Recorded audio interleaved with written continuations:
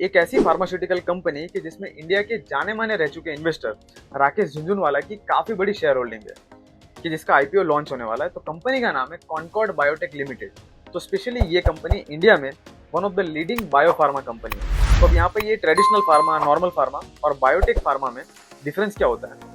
तो generally traditional pharma companies में जो प्रोडक्ट्स बनाए जाते हैं वो केमिकल्स के बीच में रिएक्शन करा करके और सिंथेसिस करा करके बनाए जाते हैं, और वहीं पे बायो फार्मा कंपनीज में जो लिविंग ऑर्गेनिजम्स होते हैं और जो लिविंग सेल्स होते हैं उनमें से प्रोडक्ट्स बनाए जाते हैं। फॉर एग्जांपल जैसे व्हाइट ब्लड सेल्स हो गए और बैक्टीरियाज, इनमें से प्रोडक्ट्स को बनाया जाता है। तो स्पेशली ये company fermentation based API products बनाने में एक्सपर्ट है।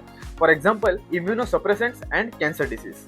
इसके अलावा भी Concord Biotech more than 70 countries में अपना प्रोडक्ट एक्सपोर्ट करती है। फॉर एग्जांपल जैसे जो वेल डेवलप्ड मार्केट है जैसे यूरोप, यूएस और Japan.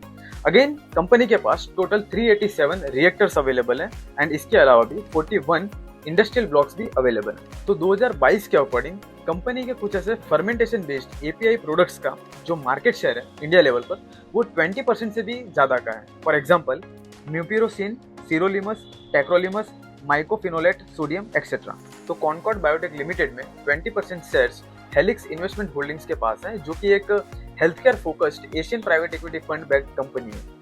Again late investor Rakesh Jhunjhunwala के पास भी इस कंपनी का 24% हिस्सा है, जो कि उनकी एक asset management company Rare Enterprise के थ्रू वो ओन करते हैं। तो कंपनी की आईपीओ डिटेल्स कुछ इस तरह से है। तो जो टोटल इश्यू साइज है वो 1551 करोड़ है। जो प्राइस बैंड रखा है वो 705 से 741 का है।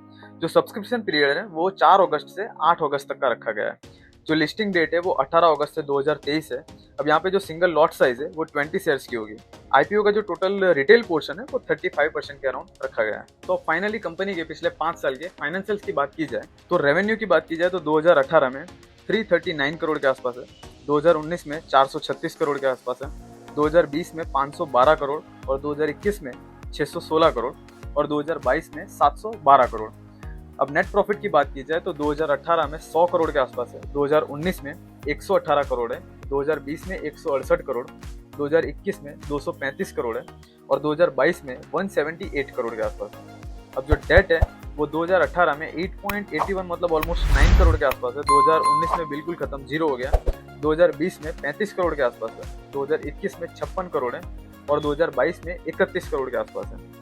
अब एसेट्स की बात की जाए तो 2018 में 685 करोड़ के आसपास है, 2019 में 759 करोड़ है, 2020 में 940 करोड़ है, 2021 में 1313 करोड़ है और 2022 में 1550 करोड़ के आसपास का टोटल एसेट्स है। तो फाइनली कंपनी के कुछ की फाइनेंशियल रेशियोज की बात की जाए तो ईपीएस मतलब अर्निंग पर शेयर जो फाइनेंशियल ईयर 2023 के अकॉर्डिंग 22.98 था और जो कंपनी का पीई रेशियो था 32.28 था।